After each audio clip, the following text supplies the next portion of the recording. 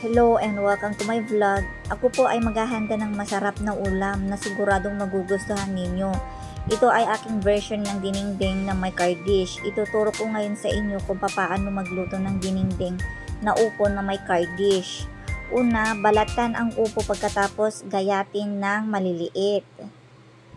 Sunod naman na ating gagawin ay magpiprito tayo ng isasahog natin. Pagkatapos maprito ang isda, maghanda tayo ng kaldero. Maglagay tayo ng 2 basong tubig. Ilagay na rin ang kardis. Ilagay na rin ang isda. Pagkatapos, maglagay na rin ng bagoong. Dapat tama lang ang timpla para hindi siya maalat.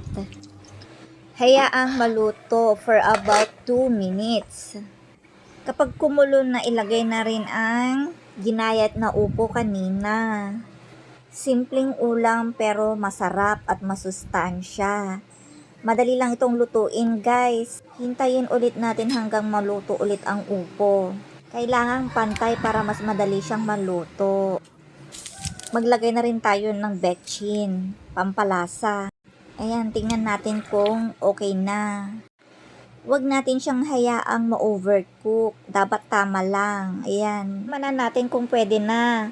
Ayan, ready to serve na. Samahan ninyo ulit ako sa susunod na pagpapakilala ng iba't ibang Ilocano dish. Maraming salamat po.